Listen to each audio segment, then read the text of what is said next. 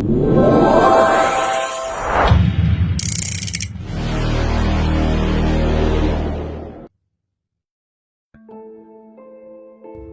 pagtatalakay ng kasaysayan, mahalaga ang magtanong, bolong nga ba o pluma? Revolusyon nga ba o reforma? Kaliwanagan ang sagot sa natutulog na kamalayan.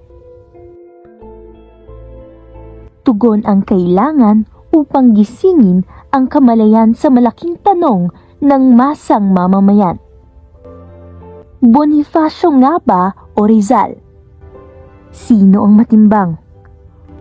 O talaga bang may mabigat sa timbangan ng kahalagahan? Tunghayan at sundan ang saysay ng dalawang bantayog ng kadakilaan. At tingnan kung alin nga ba ang dapat isapuso ng bayan.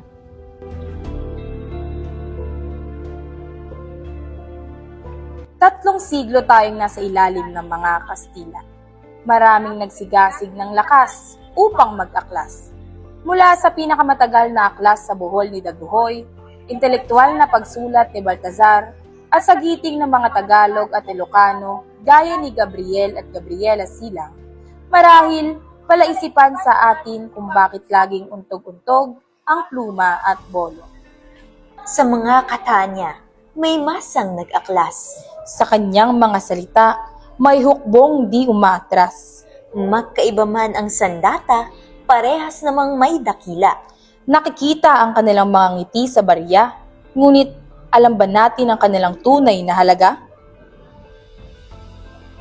Pepe, yan ang tawag sa kanya. Ang musmus na kalaunay naging bantayog ng kabayanihan. Ngunit sino nga ba si Jose Rizal?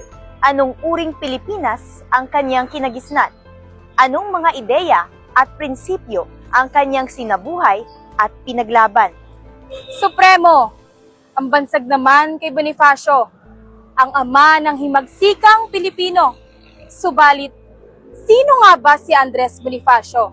Sa papaanong paraan niya minahal sinang bayan?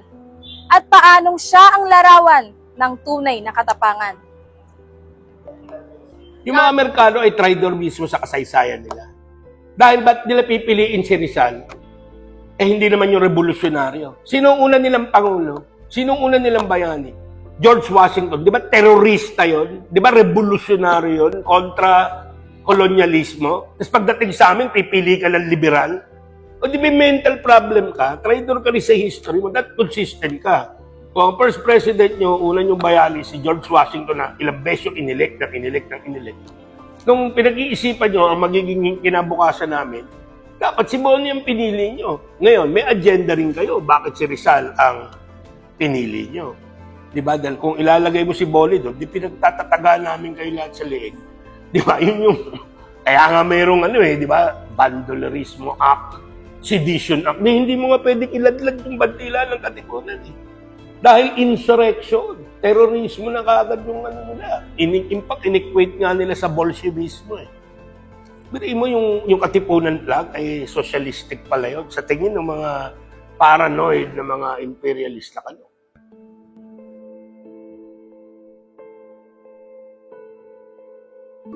Anak ng Maynila. Iyan naman si Bonifacio. Isinilang noong 30 ng Nobyembre taong 1863 sa Tondo, Maynila. Anak ng marlitang pamilya na humarap sa hirap ng buhay. Ang kanyang ama na si Santiago Bonifacio, isang panday. At ang kanyang ina na si Catalina de Castro, isang may bahay na mapag-aruga. May kaugnayan yung una mong tanong doon sa ikalawang tanong. Kasi yan yung mga paninirang patuloy na pinapakalat ng kilala naman natin kung sino yung mga hayop na yun. Walang pinag-aralan na hindi naman totoo. Mga mahirap, patay gutom, daga, and all that. No? I mean, hindi naman totoo. Dahil ang ama ay tenyente kapitan. So paano ka magiging mahal kung tenyente kapitan? Yung ama. Yung ina ay nagtrabaho sa sigarilyas. Cigarette factory. Hindi ba? So, at sinabi ng isang kapatid, yung isa sa mga surviving sister, hindi naman talaga sila ganun kahirap. Diba? Yun na nga lang, namatay ang ama, namatay ang ina. Siyempre, nagkaroon na ngayon ng economic issues doon. Pero kung sasabihin mo simula ng buhay nila is mahirap, hindi totoo. That's black propaganda at paninirang turi. Yan, tulad na sinabi ko, ipapatampo ko lang. Alam natin kung sino yung puwersa sa lipunan ng Barangay Pinas na nagpapakalat niyan. Diba?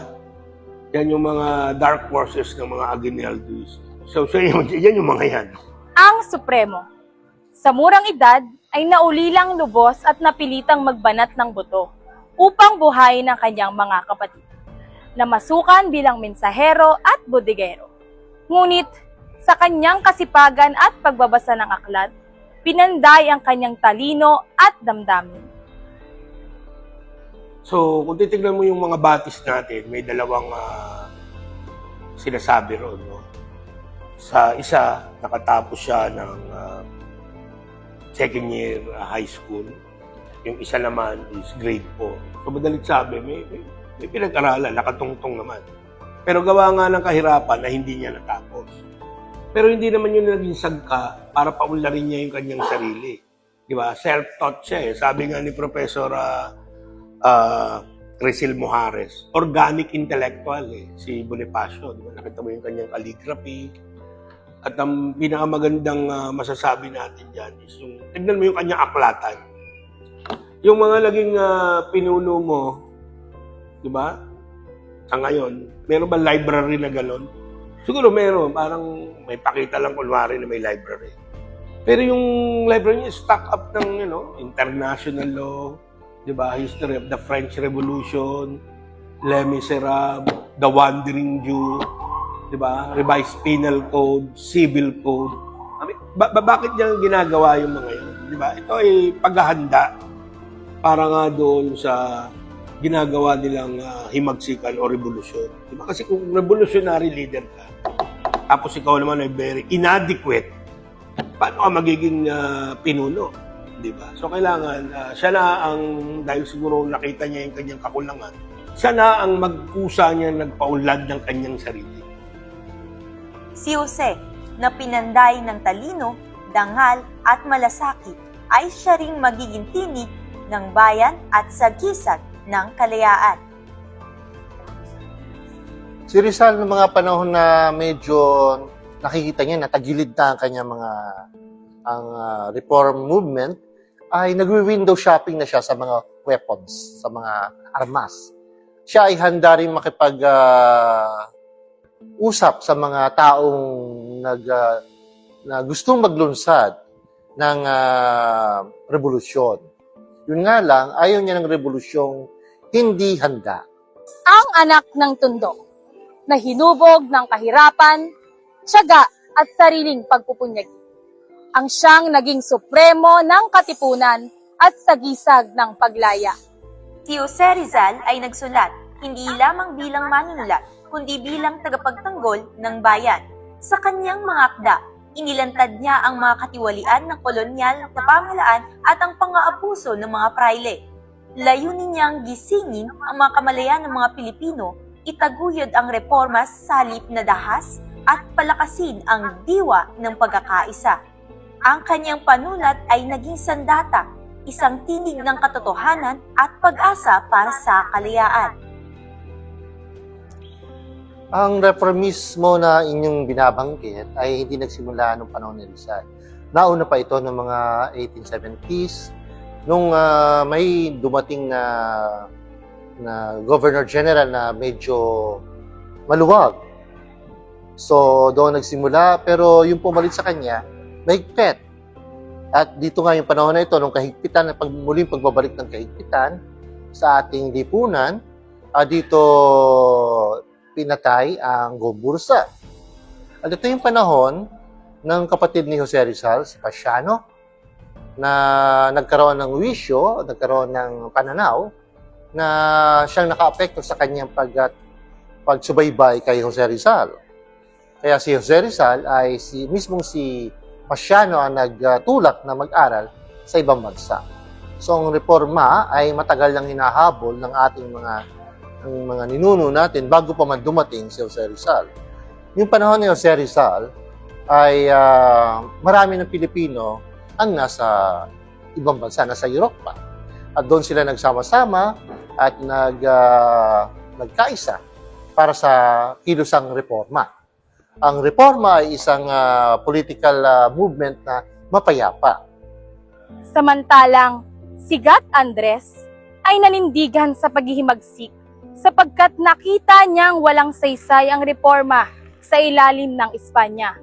Ang pang-aabuso ng mga praile at kawalan ng katarungan sa lipunan ay nagdulot ng matinding dalamhati sa mga marilitang Pilipino.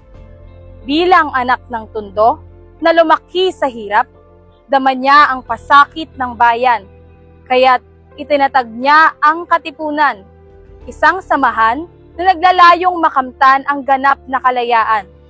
Ang kanyang paninindigan, hinubog ng dusa at malasakit, ang siyang nagpasiklab ng apoy ng revolusyon. Ang pundador, ang tagapagtatag ng kung ano man tinatawag yung bayan ngayon, ay siya. Kung hindi siya gumalaw, wala kayong bayan. Mga alipin pa rin kayo. Ngayon, may agenda rin kayo. Bakit si Rizal ang pinili nyo? Diba? Dahil kung ilalagay mo si Boli doon, di pinagtatataga namin kayo lahat sa leeg. Diba? Yun yung... Kaya nga mayroong diba? Bandolerismo Act, Sedition Act. Hindi mo nga pwedeng iladlad yung bandila ng Katipunan. Dahil insurrection, terrorismo na kagad yung nila. In-equate nga nila sa Bolshevismo. Birain mo yung Katipunan flag ay socialistic pala yun. Sa tingin ng mga paranoid na mga imperialista kayo. Tingnan mo yung iba nating mga literatura, di ba? The father of the nation, ng ama ng bansa, ng bayan, di ba? Dahil kung hindi niya ginawa yung kanyang ginawa, baka tayo ay kolonya o protectorate o probinsya ng kusino man, di ba? So, dahil sa ginawa niya, tinatanggap na buong mundo na kahit peke, tayo yung kauna-unahang naging republika. Di ba? Sa Asia, no? Kaya itong mga beho sa West Philippines, huwag tayong pagmamalakihan. Ang laki-laki nyo, kailan lang kayo naging republika? Kami, ganun lang, pero tayo ang una. Di ba? Checkin mo lahat ng source, nandun yan. At isa sa mga dapat bigyan ng pagpupungay niyan is si Lolo Boni, na inaakusahan nilang walang pinag-aralan, mahirap, terorista, violente. Ibato mo na lang, pati cabinet, ibato mo na sa kanya. Lahat paninira puri ang binibigay. Pero he is the father of the nation. Kaya this life is very tragic. Disyembre 30, 1896, binalot ng katahimikan at malamig na hangin ang bagong bayan. Ang Maynila ay tila huminga ng marahan, tila may hinihintay na wakas, o marahil isang simula. Sa pagitan ng dilim at liwanag, nakatayo si Dr. Jose Rizal sa bingit ng kamatayan, hindi bilang isang kriminal, kundi bilang tinig ng isang bayang inapi. Handang harapin ang putok ng baril ng may tahimik at tapang. Walang takot, walang pagsusumamo, at walang puot, sapagkat ang kaniyang pagbagsak sa lupa ay siyang pagbangon ng isang bansa. Sa pagbagsak ng kaniyang katawan, bumangon ang tiwa ng isang bayan. Ang dugong dumanak sa bagong bayan ay naging binhi ng revolusyon. Ang kaniyang kamatayan ang naging sigaw ng ating kalayaan. Si Andres Bonifacio, Supremo ng Katipunan, ay nahulog sa alitan ng kapwa revolusyonaryo noong 10 ng Mayo taong 1897 sa bundok ng Maragondon, Cavite. Siya at ang kapatid na si Procopio ay binitay sa utos ng pamahalaang revolusyonaryo. Ang kanyang kamatayan, bagaman masakit at puno ng kontrobersya, ay nag-iwan ng pamana ng tapang at sakripisyo.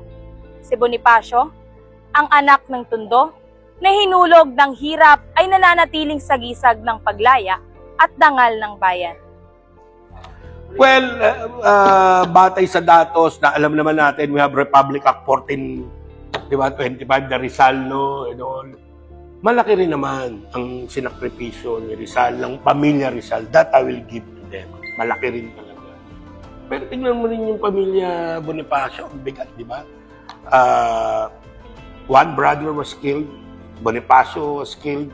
Another brother was killed. The wife was raped.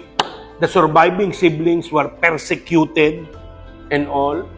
Diba? So, dagdag ko na rin, diba, na minsan siya pumunta ng Cavite, diba, hindi na siya nakalabas. Then, nakita niya nasunog yung kanilang bahay. Ang daming historical documents ang nawala doon. And they also lost their child. So talagang, anyway, Rizal also lost his child. No? Doon meron silang commonality or similarity. So, parehong tragic yung, at least lumamang siguro si Bonnie dahil naranasan niyang ikasal, no? Dalawa, sa simbahan at sa Katipunan.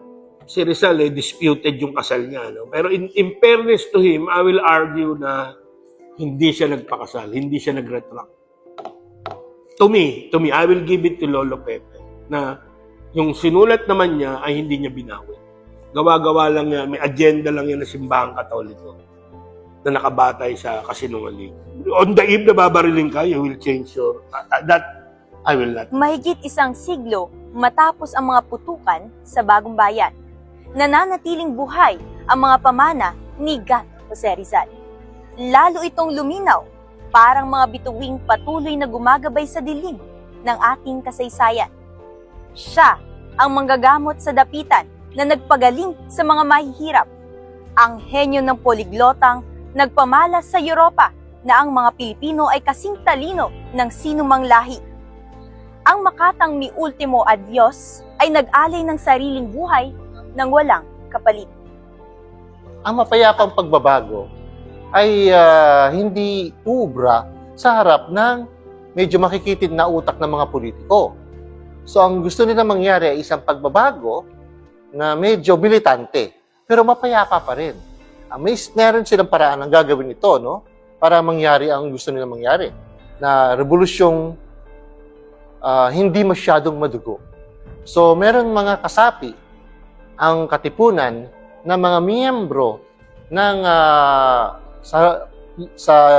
mga importanteng tao sa lipunan, miyembro ng gobyerno. Kaya sa sandaling magkaroon ng revolusyon at madaling mawawala ang mga leaders na kalaban ng lipunan, madaling mapapalitan kasi naandun na sa gobyerno yung mga revolusyonaryo. Yun nga lang, hindi nangyari ito kasi nabuking ang movement ng revolutionary movement. At kinakailangang matras ng mga taong kasapi sa Katipunan. At ilunsad ang isang malawakang armadong revolusyon. Dahil kung hindi, ang mga taong ito, ang mga taong naglulunsad, na nais magkaroon ng pagbabago sa lipunan, ay huhulihin at tsak na ikukulong at papatayin. Mawawala ng leader ang movement. So, kailangan lumaban. Dahil kung hindi, huhulihin din sila. Mawawala ng saysay ang kilusan. Ang nobelistang walang takot na nagubat sa kabulukan ng kolonyal na lipunan. Ang reformistang nagtatag ng La Liga Pilipina at nakibaka sa kilusang propaganda upang igiit ang karapatan ng kanyang kababayan. Ang guro, naniniwalang ang edukasyon ang magpapaliyab sa nag-aalab na isip at damdamin ng susunod na sanlahi. Isang tao na pinagpatuloy ang laban para sa katarungan, katotohanan at dignidad. So, nung tinanong siya ni Andres Bonifacio kung gusto niyang manguna sa isang revolusyon, ayaw ni Rizal. Gusto niya, pero sa mga kondisyon na dapat yung mga mayayamang Pilipino ay kampi sa revolusyon. So ayaw niya nung hindi handa. Hindi sa ayaw niya ng revolusyon. Ayaw niya ng revolusyong hindi handa. Dahil alam niya, ng revolusyong hindi handa ay madugo, mapinsala, at maraming mamamatay. Ang pamana ni Andres Bonifacio ay parang apoy na hindi namamatay, sumisilab sa puso ng bawat Pilipino. Bilang supremo ng Katipunan, iniwan niya ang huwarang ng tapang na walang takot, sakripisyong walang kapantay, at malasakit na walang hanggan. Ang kanyang paninindigan laban sa pang-aapi ay naging ilaw na gumagabay sa bayan tungo sa kalayaan. Hanggang ngayon, si Bonifacio ay nananatiling sagisag ng lakas ng masa at haligi ng ating pambansang diwa. Yun nga ang problema eh. Kaya nga, di ba, sinasabi ko, di ba, kayo ay Barangay Pinas, no? Tayo ay kolonya ng kolonyalismong Kastila. Dahil kay Boni, tayo ay naging, ano tawag niya sa bayan? Haring Bayang Katagalugan. Diba? Hindi naman Pilipinas, Haring Bayang Katagalugan. So maganda ang takbo. Ano nangyari? Kapwa Pilipino natin ang yumare, no? Trumaydor sa kapatid daw. No? At dahil dyan, so maganda yung takbo ng revolusyon mo na sansala, nabaog. Dumating yung mga Amerikano, di ba? Dumating yung Hapon, tapos yung kapwa natin Pilipino. Kaya yung nasyonalismo mo ay hindi umusbong, hindi nag-bloom. Kasi nga, laon siya May yung 1896. Eh. Yan yung original sin eh. Di ba? Remember, Cain and Abel? Yun eh. So dapat, ang basa ko dyan, dahil hindi pa tayo nakaka-move on doon, ituloy yung magsikang 1896. Peke naman yung EDSA mo eh, yung 1986. Sorry, no, kabulbul ang kagaguhan. No? May naabot in a way. Di ba? May naabot na nabalik ang demokrasya, nagkaroon ng demokratikong espasyo. Pero yung katanungan panlipunan, wala. So tingin ko, babalik pa rin tayo doon sa 1896. Dapat tapusin yun. Hanggat di natin yun natatapos, hindi tayo mabubuo bilang isang tunay na bansa. Kasi meron tayong unfinished business. Kaya nga, di ba, sinasabi ng mga aktivista ng 70s, 80s, 90s hanggang ngayon. Ituloy ang hindi natapos na himagsikan ng 1896. Hindi natin tinuloy eh. Kaya nung 86, ganun din ang nangyari. Di ba, nung 1896, dapat pinag-uubos natin lahat yung mga yan. Ano ginawa nyo noong 1986? Hindi nyo pinugutan ng ulo si Imelda, si Marcos. Ano nangyari ng 2016? O dinaupo yung anak. Hindi kasi kayo natututo. May mental problem kayo as a whole. Di ba? Director Lino Broca, ano sabi? I don't know how to hold a gun, but if I will shoot.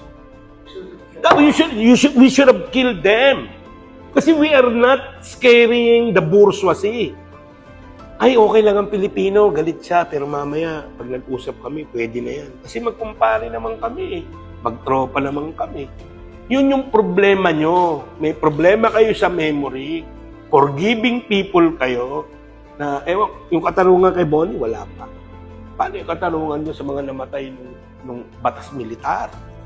Ngayon, nakakahiya kayo yung katarungan sa extrajudicial killing, ibinibigay ng isang pandigdigang korte. Paano kayo naging bansa? Di ba? So, babalik lahat ng 1896, the original sin. Hanggat di natin naaayos yun, the path will not be straightened for us. Sa pulso ng masa, naroon ang tunay na hukom ng kasaysayan. Sa gitna ng gutom at pag-asa, takot at paninindigan, nasaksihan ng dalawang anyo ng pag-ibig sa bayan. Kung ang kalayaan ay sinilang sa pangarap at pinagtibay ng sakripisyo, sino nga ba ang higit na dakila? Ang ilustrado ba o ang maralita? Nag-aaral sa kasaysayan, hindi dalawa yon, hindi magkaiba yon. Reforma, revolusyon, hindi. Pareho nilang gusto ng pagbabago. So, ang si Rizal ay mapayapang pagbabago. Actually, si Bonifacio, ganun din. Kasali nga siya sa La Liga. At si Bonifacio ay tangkilik ni Rizal sa mapayapang pagbabago. Sa tingin niyo po, sino ang karapat-dapat na tawaging pambansang bayan? Si Rizal po ba o si Bonifacio? Si Rizal. Si Rizal pa rin po. Bonifacio. Una ilinaw natin, si Rizal ay isa sa pinuno ng kilusang reformista, di ba? Ano lang ang layunin nila? Magkaroon ng pantay na karapatan ng mga Pilipino at Kastilaloy. Magkaroon ng representasyon sa Cortes. Maging probinsya tayo ng Espanya. Yan ang national hero mo. Si Bonnie, iba eh. Lumayas kayo dito. amin ang bayang ito. Kanya is kalayaan, independensya eh. Isa-isa, kolaborasyon, pagpapasakop. Paano ka, meron kang national hero na gusto kang maging probinsya at meron kang isang national hero na gusto kang maging isang independente, malayang bansa. Mamili ka, alin ang gusto mo doon? Mananatili pa ring walang bigat ang timbangan ng kahalagahan na magdidikta sa kanilang kadakilaan. Mananatiling pantay ang sukat ng bolo at pluma sa mata ng masa. Ngunit, mananatili ba talagang walang bigat ang timbangan? O sadyang hindi pa tayo handang italaga ang dapat dakilain ng bayan? Ang dokumentaryong ito ay hindi upang ihayag na mayroong dapat idakila. Ito ay tanging gabay upang lubos na maunawaan ng bayan ang halaga ng dalawang bantayog ng tapang, kadakilaan at kabayanihan. Sa huli, kasaysayan ang magdidikta kung ano ang naganap at magaganap pa. Hindi monumento o bantayog, hindi kasulatan o mga libro, ngunit ang pag-alaala Na si Rizal ang gatilyo sa mga bala ni Supremo.